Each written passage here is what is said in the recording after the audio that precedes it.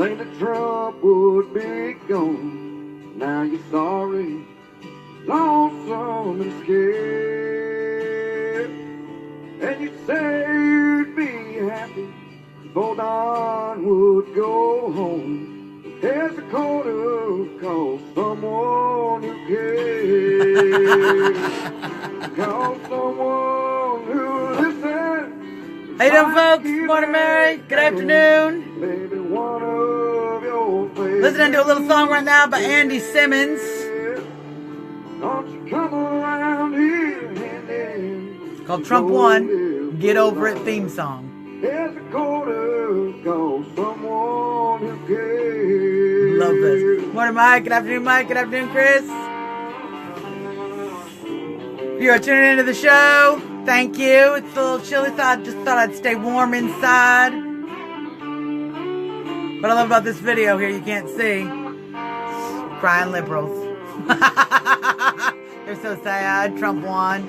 And I'm so happy. So sad. And I'm so happy. Thank you, Chris. It's my favorite part of the day, too. I love talking to you guys. Love talking about Trump. Love talking about what's happening in our fantastic, beautiful country. But the fact is, Trump's won. Trump won. Can't be undone. Oh, thank you, Andy Simmons. How to do, Josh? Hey, if y'all don't know Josh Glaspie, you should know. Josh is the founder of Patriots for America USA. They do a wonderful job of keeping tabs on the entire Patriot movement, what we are doing across the country, what Patriots are doing across the country. Josh has put his own time, he puts his own money into that process while he's working 40 hours a week. He used to be working 80 hours a week, and he still managed to find time. So, if you don't know Josh Glaspie, he's a Patriot. One of the biggest I know. And somebody I'm proud to call my brother.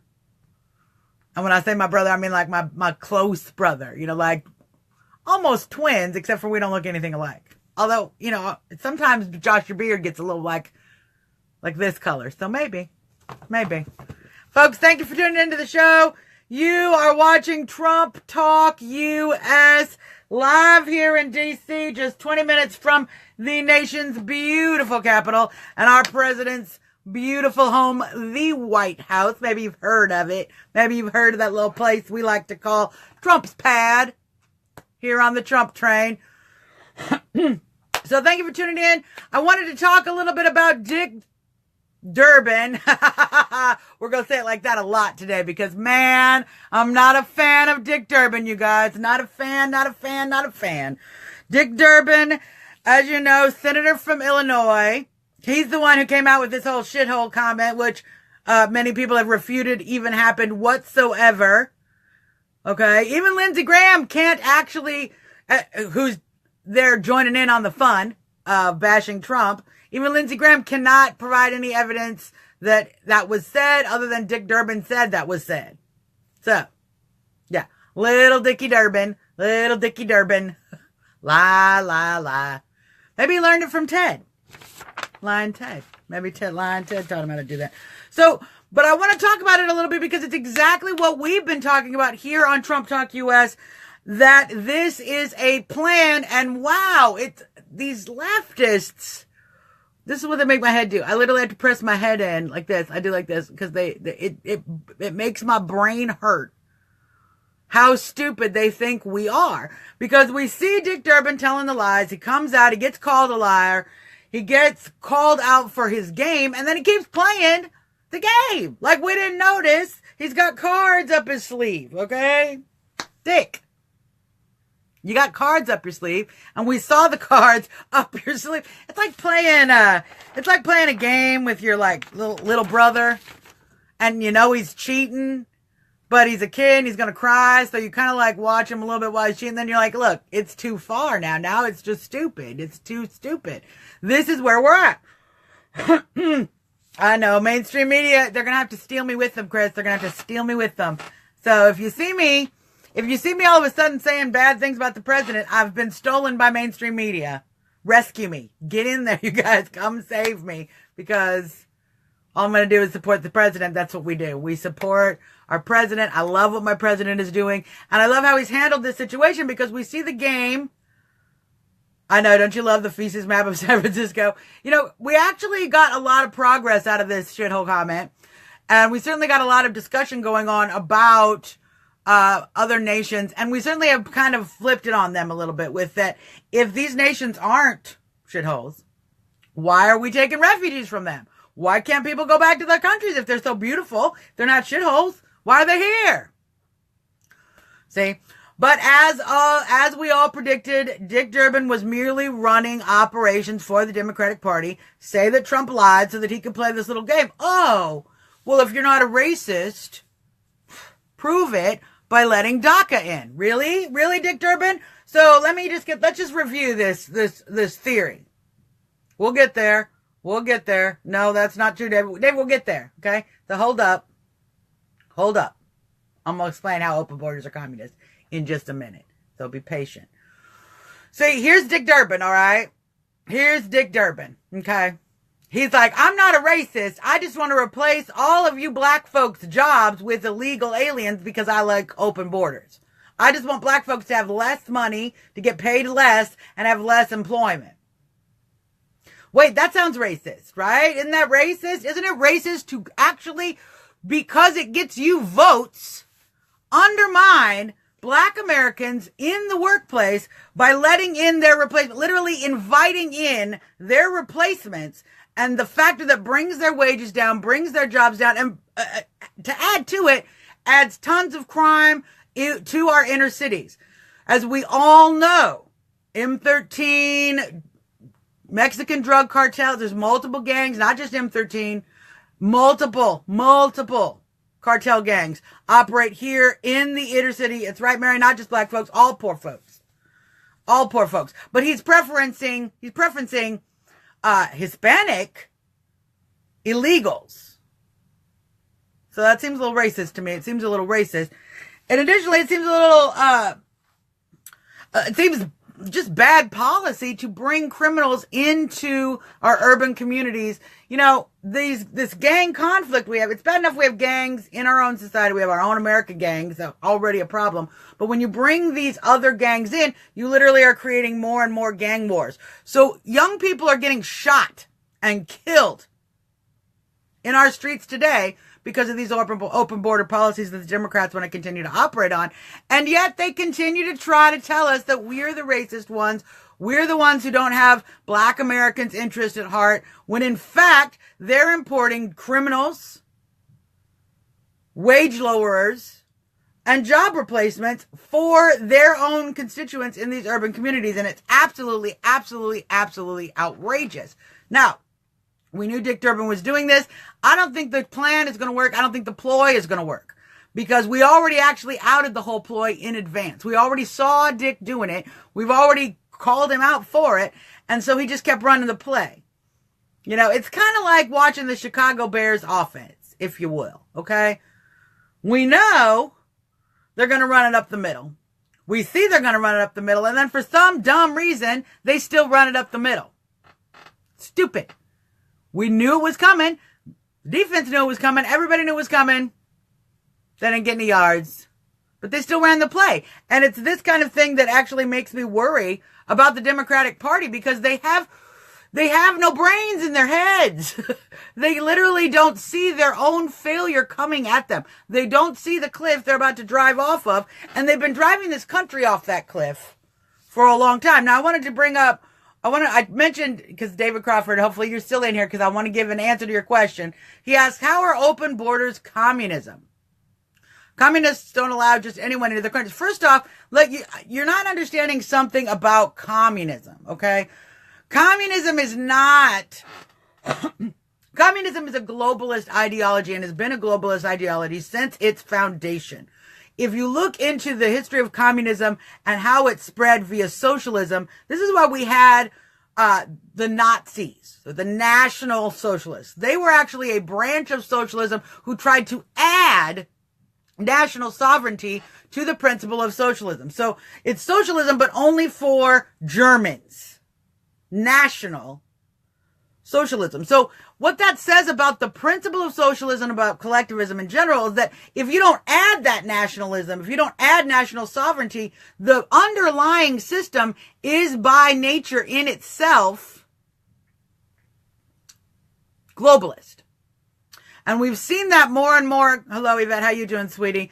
We've seen that more and more going forward as we see the leftists start to join in to their international organizations like Antifa and other anti-fascist organizations, because we actually see that happening. We see it with George Soros' Open Border Society. We see it with our globalists operating under collectivist and communist ideologies, trying to impose them upon us. Now here, let's just break down really clearly why open borders are a communist concept, okay? Borders are like the walls to your house. When I have walls to my house, that means everything on the inside of this house belongs to me. Private property ownership. I own these things. You can't just break into my house and steal my stuff. That's my stuff. I own it. Now, a border is the wall to a country, okay? And the country is owned by the people of the country. Americans own America. Canadians own Canada. The French own France. The Germans own Germany, etc., etc., etc. The nation belongs to the people in the nation, the citizens of the nation. That border is the wall that lets people know where our property ends, where our private property ends, and where the other country's private property begins. Where Mexico starts belonging to the Mexicans, as opposed to America belonging to the Americans.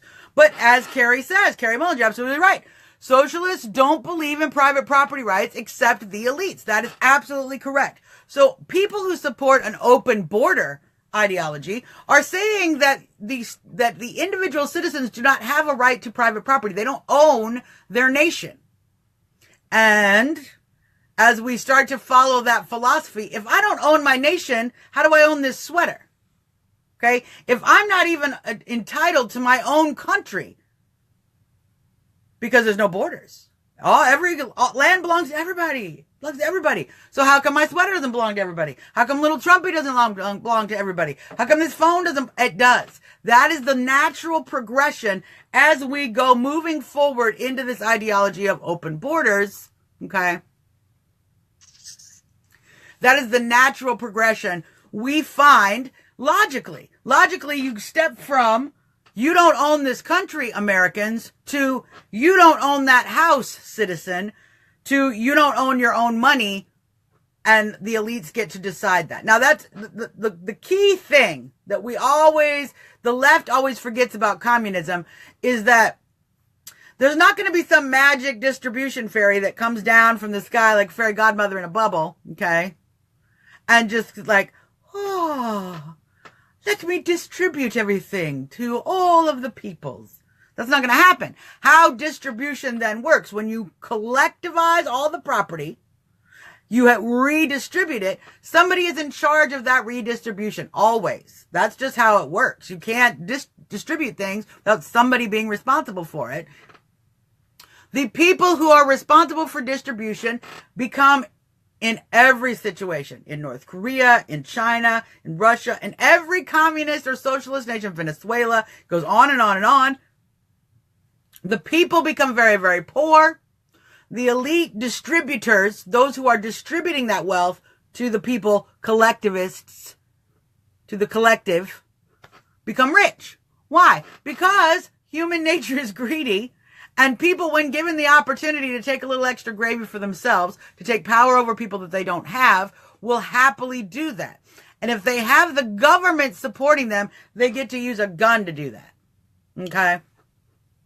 They get to use a gun to steal your property, to say you have no property rights, and then they get to put as much of that in their pocket as they want. And this is why communism, thank you, Fred, thank you so much. Fred Schneider, everybody, Overpasses for America. He does great work, gets out on the streets, does flag waves. I know you got a Trump flag wave coming up in Fort Worth, Texas.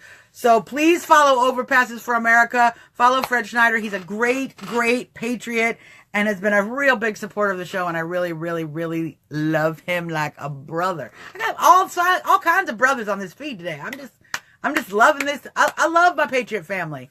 You guys actually just really make me feel so much better about life and these leftists. To know that I have such great people backing me up and supporting what we are doing with this country, trying to make it great again.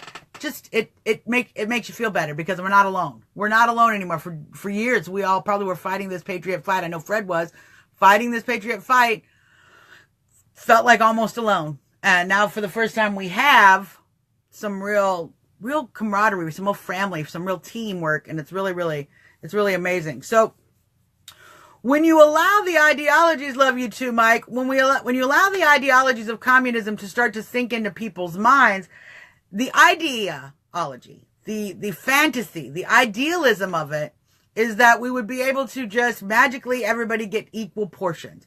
But in fact, what we always have, what we inevitably have, is a two-class system. Communism is not classless. Don't listen to these lefties when they tell you that. They are lying. Maybe even to themselves they're lying. Because actually communism is a two-class system. Political elites, the distributors, okay, the population, or the collective. And the collective is invariably going to be held at the same poverty level while the elites and the distributors exploit that system. And we've seen it happen again and again and again and again. It's why communism doesn't work, because communism, like many other idealistic political systems, is based on a false premise of humanity. It's based on this false idea, okay, that humans are basically good. We're all going to help each other. When we know for a fact that's not the case. And in fact, if you read Karl Marx himself, he wasn't very good at all. He was horribly bigoted to people, horribly bigoted to Jews, to blacks, to Hispanics, did not like people. So he's not out of his heart compassion.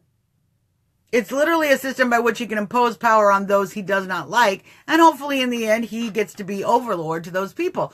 It's a childish fantasy that literally operates in a passive aggressive manner. I'm going to give you something, but I'm going to actually retain power for myself, and that will allow me to control you. It's one of the worst methods of passive aggressivism that we have, because they like to pretend that collectivism is compassionate, when in fact collectivism is slavery. Carrie, you are so right. Harmony, Indiana, where they tried and failed the Jamestown system again. Now, y'all know what happened in Jamestown, okay? So when the Pilgrims, okay, got here and they started to try to set up society here in the United States, they first tried collectivism. They first tried everybody working together on the same farm, working the field, and then sharing the crops. And here's what they found in that experiment. Hey, Lisa, how's it going? Here's what they found in that experiment. People didn't get up and do their work. People didn't do the work necessary to keep the farm. So they didn't grow good food. They didn't have enough food to feed themselves. People started starving and dying. And a lot of people starved and died in that winter because of this idea that we're all going to work together. But when there is no individual reward, there is no individual responsibility. So what happens when we have a collectivist idea, and it's the same reason, do you notice you ever heard this concept where, if you scream, if you scream rape in a crowd, everyone doesn't pay attention. There's a famous incident where a woman was being raped in a courtyard, and everybody in the courtyard, nobody called the police because everybody else thought that somebody else was going to call the police. It's called diffused responsibility. I don't feel I'm responsible for it because everybody else is there and they should be being responsible for it. Collectivism works very, very similar. I don't feel I have to worry about tilling the field today because everybody else is going to be there to make sure it gets done. And we all think like that.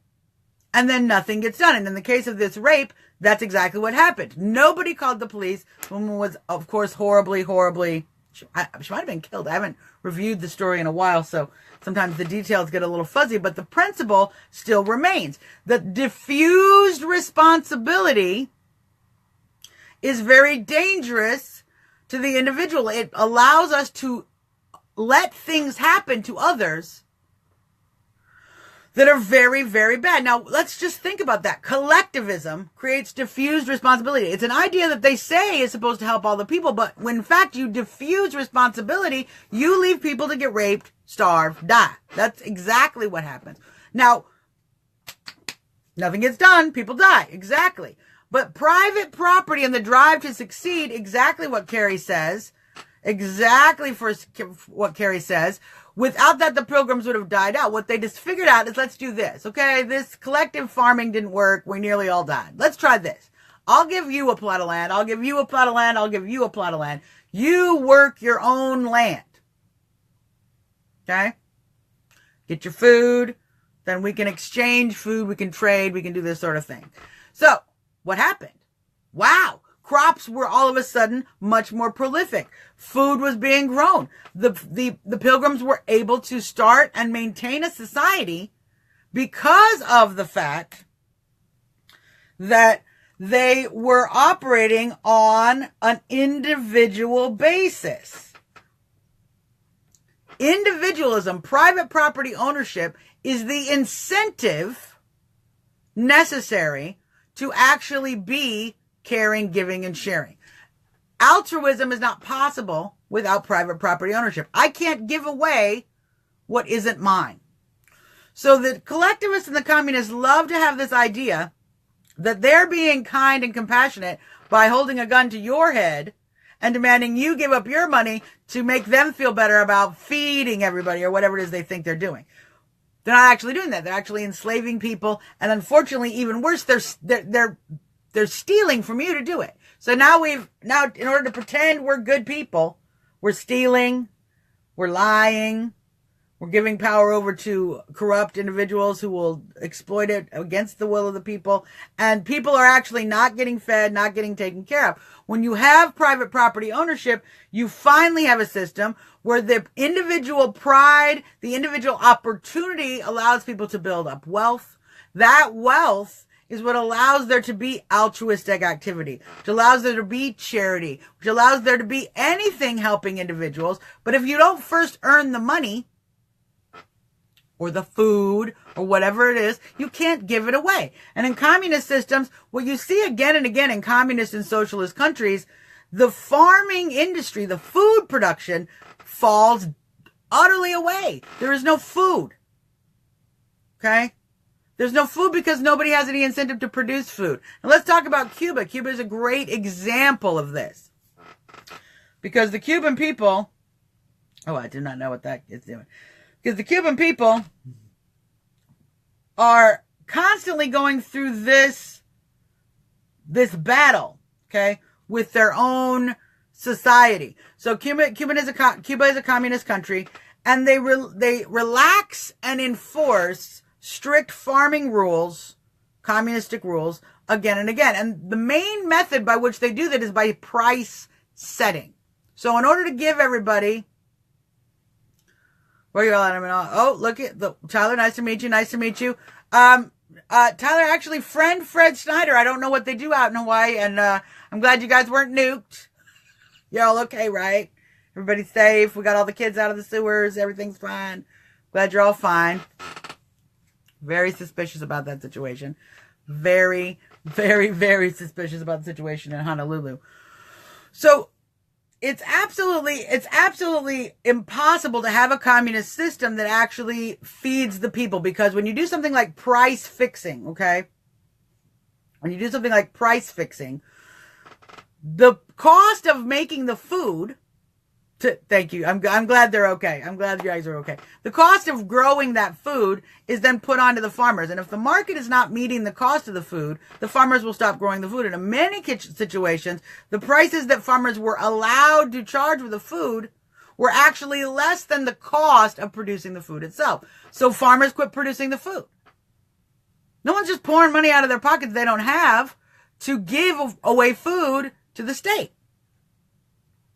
That's so weird, Kim. The same thing happened in North Korea. False alarm. So weird. Isn't that weird? Weird.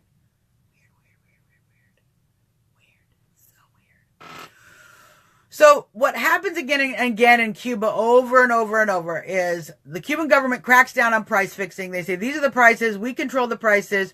Food production goes down because the cost of producing the food no longer allows the people who are producing the food to make any sort of living. Food is not now in the grocery store. People have no food. They have no food to buy. They're starving. They're hungry. People get unrest. They get angry. They get upset. Then in order to prevent utter revolution, I believe, in the communist country, Cuba will relax food pricing. So all of a sudden, for a little while, they'll infuse a little bit of capitalism. Let the farmers decide their own prices. Well, what happens when that happens? All of a sudden, when the farmers can decide their own prices, there's a lot of food production. Food is in the grocery stores. People are able to buy the food. When there is more food in the grocery stores, the price of the food actually comes down. Okay? Because the free market is allowed. That's why they control the price in communism. Because the free market, if you have less of something, the price goes up. Supply and demand. In a communist system, they have to control the price because supply is going to far be under demand. Demand is going to far exceed supply, which would bring the price of food skyrocketing. And so they control the price. However, whether you control the price or you don't control the price has the same effect. You have less food. People are starving. They can't eat. Doesn't matter if it doesn't matter if I can't buy a loaf of bread because it costs $100, or I can't buy a loaf of bread because there is no loaf of bread. Either way, I still have no bread. Very simple. So Cuba even knows that when you implement a few free market policies every now and then, you get the food flowing back, you get the farmers reproducing, you get people being fed. So Cuba does this dance with us over and over and over. And it's such a perfect example of what communism does to a country and how the free market is critical to actually providing for the people. Private property ownership. I did see the Boston Globe article. I did see it, and you know what I hate about the Boston Globe, Marguerite? They only let you read part of it, and they're like, you want a subscription, right? I'm like, no, I don't. I do not want a subscription to you, Boston Globe. But thank you. Thank you for offering. And then they wouldn't let me read the rest of the article. So annoying, so annoying. Yeah, Tyler, do definitely join Overpasses. I'm sure they've got some great people over there. Also, we got a great Bikers for Trump group over there. They've been expanding their membership significantly. So if you're a biker for Trump typing, you don't have to be a biker. You just have to be for Trump. Join up with your local bike. And if you want to know, I'm happy to send you the link to the Hawaii Bikers for Trump page. Yep, Wall Street Journal's the same. Thank you, Mary, for downloading it and sending it, because I'm not paying the Boston Globe because I believe in the free market, okay? In the free market, I don't like what they're supplying, so I ain't paying for it. Simple. Other people can pay for it. And you know what? If enough people don't pay for it, they'll stop charging for it. They'll charge less. Basic. So, when you have something like open borders is literally collectivism of land. It is collectivism of property. It is suggesting that all human beings own all land, and that is merely just a few steps away from I don't own any of my other possessions. I don't own the food that I have in my kitchen. And I don't own the right to my labor. It's so funny when you read communism, when you read Marxism, when you read what Karl Marx actually said. He loves to talk about the means of production and the product of labor. Communism was started on this idea that the worker was not being given the product of their labor. And so the product of their labor should go to the people, not to the individual, which I find very interesting in communism. They literally state, capitalism is horrible because it keeps the product of one's labor away from the people who make the labor. So you're like, so you support private property ownership. If I make it, if I built that, I own that. No, they don't. I don't know why. It doesn't make any sense. But if what you're saying is capitalism is taking us away from the product of our labor, wouldn't giving us back the product of our labor then be the answer to that problem? But communism thinks differently. Communism thinks that therefore nobody should get the product of the labor, which they've never been able to explain to me. And I've read all of the Communist Manifesto and Engels. I've read all of it. Mine's all tabbed up where I have all the things I flip to when I'm arguing with leftists. So I know. I'll pull out my Marx Engels reader. In fact, here, it's right here. Hold up.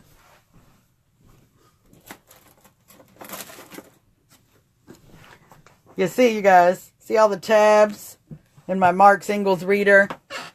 Snowflake tab, snowflake tab, snowflake tab, snowflake tab. These are all the tabs that I can click to easily.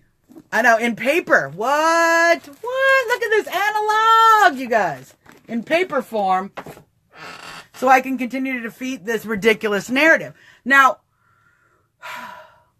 actually, the solution to what Marx was trying to argue against, which is corporatocracy, the solution to corporatocracy is more private property ownership, is actually allowing the individual to keep the product of their labor. Now,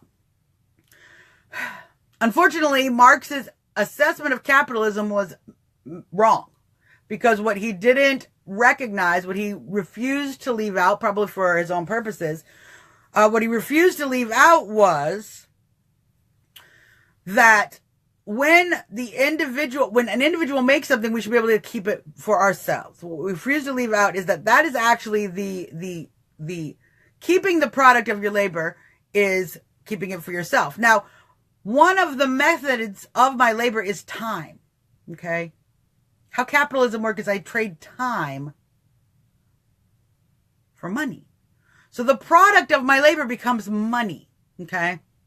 My time is traded for money, and I get money. Okay? And I work temporarily. Yep. You should see my Bible, Chris. All sorts of little notes. I'm one of those people. I'm one of those note writers.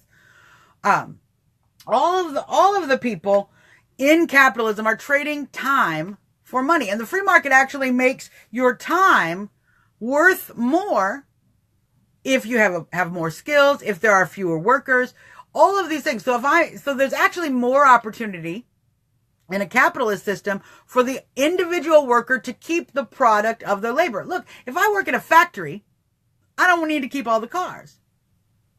And I'm not building the cars. I'm building this part of the door. So what am I going to do? How am I going to keep the door? It's not even humanly possible to keep the product of your labor in an industrial system. So we invented a system by which I can give you my labor and receive a product for that. That's called wages. Okay? Wages. So Karl Marx was already confused on the idea that capitalism does provide a system by which the individual worker gets to keep the product of their labor. We invented a system about that called wages. Marx tried to argue for a system that actually removes all product of labor from the worker and hands it to the collective. So it was utterly disingenuous of him to argue against capitalism as being a system that keeps people away from the product of their labor, when in fact communism does that far more effectively. Isn't that weird? Like, he complains about something, he's like, you think Marx is saying, oh, corporations are so bad, we need to do something good for all the people. And then he's like, make it worse for them. What? So people are not individually free. They're not allowed individual property rights. They can't keep what they've made with their own hands. And Karl Marx's solution to that was then give it all to the state. I know, Kim, isn't that annoying? This is Zuckerberg. Zuckerberg doesn't want anybody listening. He's mad because my views are up, because y'all are doing a great job sharing and getting the word out about the show, and we're making absolutely great progress. So, I'm excited about that, but I'm annoyed at Zuckerberg for keep bumping people off. So, that's the principle. When you look at communism as it's written by Karl Marx, okay, the horrible, racist, bigoted, anti-Semite Karl Marx, living off others, okay, hating his own Jewish heritage, Karl Marx. The principles espoused by Karl Marx, actually, if you read his complaints about society, the solution is private property ownership. The solution is American. The solution is Americanism. It is the system we established here in the United States, free market capitalism, individual property rights. Individual property rights are the core tool by which people get to keep the product of their labor. Communism is the removal of all individual property rights. So whenever a communist starts to argue with you about how you are the one who is opposed to the well-being of the people, ask them why they don't believe in private property ownership. And if they're like, say, well, I don't believe in private property ownership, go over the house and take their stuff. That's not their stuff. That's everybody's stuff. Yeah, that's the problem. That is the problem. That is the situation we have at hand. Now, we're going to have a great show later today. I am going downtown with Stand With POTUS PAC. Let's talk a little bit about Stand With POTUS PAC, because this is a free market, okay? And in a free market, what you can do is use your property that you own to support whatever cause you want.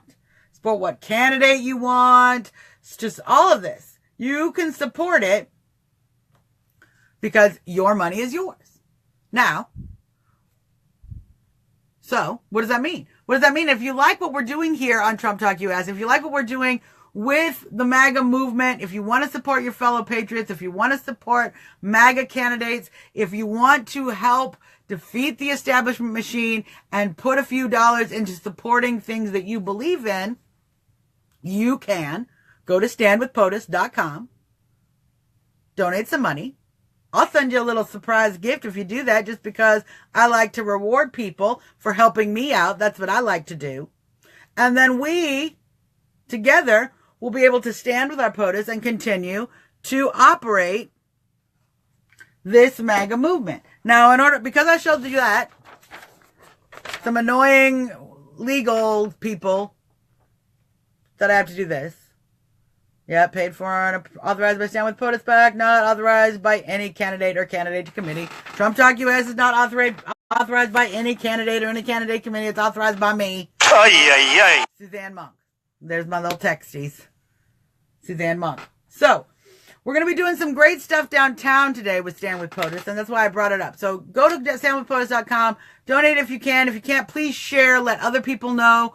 I'm going to be putting together a share team. It's one of the things I want to talk to you, Kim, about, and we're going to talk about this today. I'm going to be putting together a share team of fellow patriots who can help me share Stand With POTUS, help me get the word out so that we can start bringing in the funds that I can use to support many of these candidates across the country and many of your patriot initiatives. I love to be a part of everything you're doing. And this is a way that the group, not the collective, the group can support things mutually through private property ownership. We can be altruistic because we get to keep what we earn. Okay? In the same right, if I could mention it, some people get a little bit mad if people raise funds or have a GoFundMe or all of that. It's the same thing. It's the same thing. In a free market, if you want to give money to somebody who's begging on the internet or whatever they're doing, if you want to give money to a guy begging on the street, it's your money. Use it when you need it. Do with it what you want to. That's what liberty is. And liberty is the only system by which compassion can actually work. So, wanted to tell you a little bit, and we're going to have we're doing a little bit shorter show today because I need to get downtown, because this is what we're doing today. It's going to be very exciting. We're about a year out from Trump's presidency. Trump's been president for almost a year now, just getting really close to the 20th, a year now. And actually, it's one of the most, I was here for the inauguration, and at that time, I said, I need to move to this city and help President Trump drain the swamp and enact this agenda to make America great again and make America first. And so, here I am. I accomplished that. I got that done. I'm really actually very, very proud of having accomplished what I said last year at this time, still sitting in Chicago, watching my business get attacked by Antifa and collectivists and communists and socialists who don't like the fact that I was making money by selling musical instruments to people from all over the world, when, of course, I'm a horrible Trump-supporting racist. How dare I sell instruments to people of every color? How dare I support music from people of every nationality when I'm a racist, right? You see, this is how collectivists think. They want to control what you do with the money, and they want you to do it their way. And all collectivism ultimately comes down to one person's greediness trying to tell other people what to do with their money. And I don't believe in that. I believe in freedom. I believe in individual liberty. I believe in private property ownership. Okay? In fact, if we read the life, liberty, and the pursuit of happiness what actually started out as life, liberty, and property. Individual property rights were a critical founding principle in the liberty that we take for granted in this nation. I try not to take it for granted, and I know a lot of you patriots try not to take it for granted either. And that's good, because we're actually living through a time when that liberty is under threat like never before. And the idea of collectivism, which removes the foundation that liberty is built on, is pervasive. So they literally, not only do they want to take our money in taxes and use it to give away to people, they want to undermine the premise by which we are allowed to own property whatsoever. And let's just review this idea for a second. If I can't own anything, I don't have any say over what I own. I can't keep the product of my labor. What am I? I'm a slave. Slaves don't keep the property of their labor. Slaves are forced to work and give up all of the product of their labor to the overseer, to the distributor. Okay? Now, in slavery, that distributor then sells that, keeps the profit, puts it in his pocket. In communism, what happens? That distributor says he's giving it out to the people. He actually sells some of it, keeps the money in his pocket. Absolutely nothing different. And they beat you, and they physically control you, and they use force.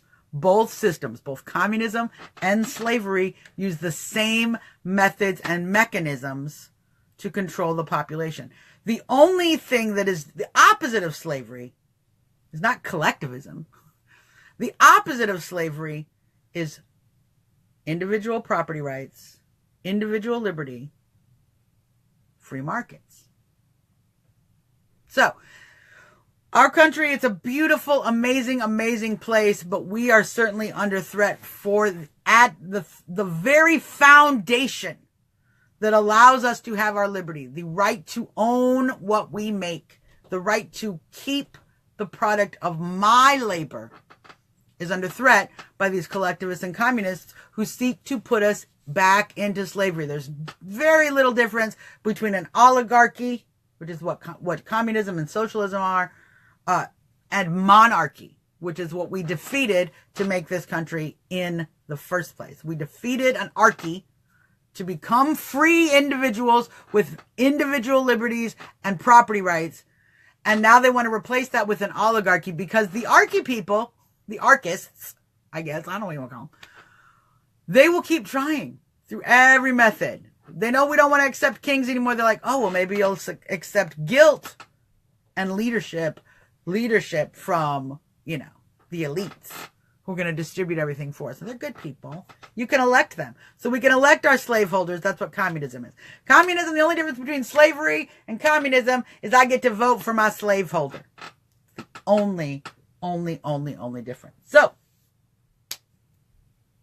we're not going to let that happen in this country. Not on my watch, not on any of y'all's watches. We're not going to let this happen in our country. And it's why it's so important that we continue to defeat collectivism and socialism. And frankly, it's one of the reasons why it's so important that we keep talking to people on the left, talking to our Democrat friends, bringing them back to a rational form of thinking. Because Democrats used to be a party of liberty and the working man.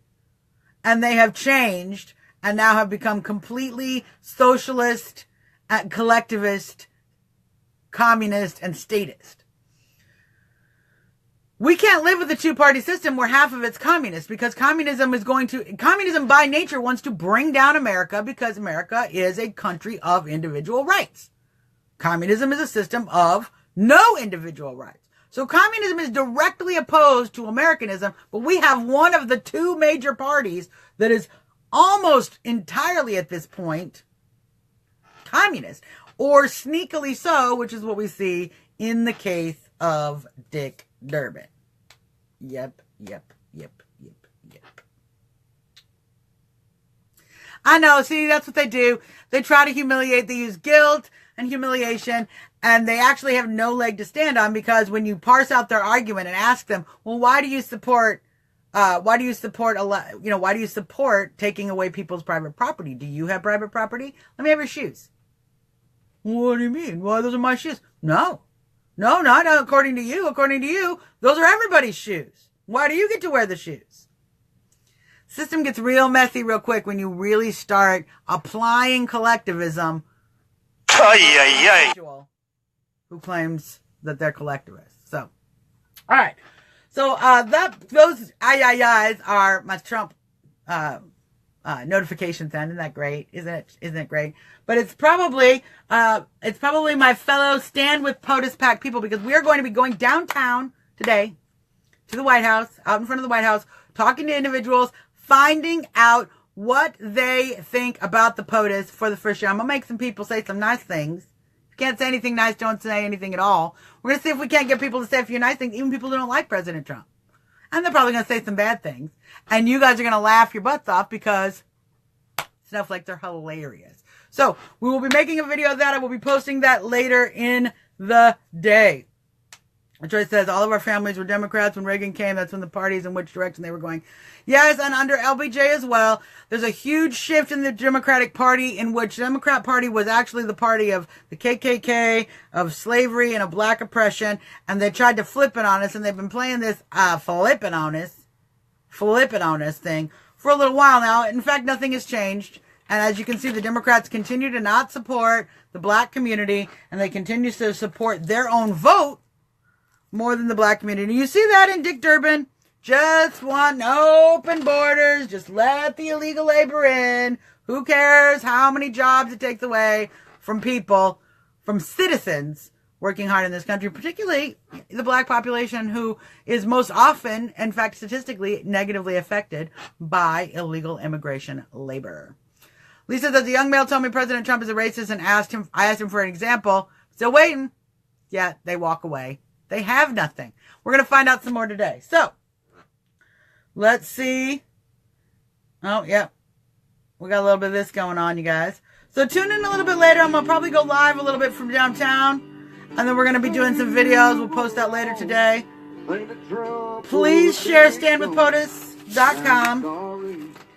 If you can donate, please do. We have lots of things coming down the pike, and we are very, very, very excited to be doing great work here in our nation's beautiful capital for this movement. If you notice, you guys, it's not called Suzzanne Monk Talk US. It's called Trump Talk US. I'm here to help you and me, Trumpers, support our president, support our country, make America first, and then we're going to make it great again.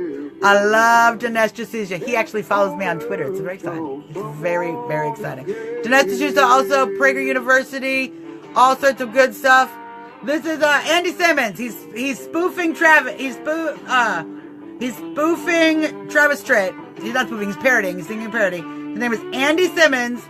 Trump won. Get over it. Theme song. Go check it out on YouTube. Kathy at standwithpotus.com. Standwithpotus.com. You can donate 10, 25, whatever you can afford, whatever is in your budget. And we at Stand with POTUS, I as the chairperson, am directly involved in making the decisions with what we are doing with that those funds, and we're going to use them to MAGA. And I'm MAGA like a mofo all day long. Y'all know it. Y'all know I'm MAGA like a mofo all day long. So, awesome. I gotta go, you guys. I got snowflakes down at the White House to troll. But tune in tomorrow. As always, Trump Talk US will be right here. Please share the post. Please share the page. We're building up likes on Trump Talk US. Share this to your friends. And Kim, I'm going to be talking to you later about building up a share team so we can get some motion going. We're going to make this MAGA happen one Patriot party at a time. So, party on, Patriots. Love you all. Love you all, brothers and sisters. See you downtown at my Trumpy's house. Have a great day, you guys. Your girl, Suzzanne Monk, as always, Trumping out.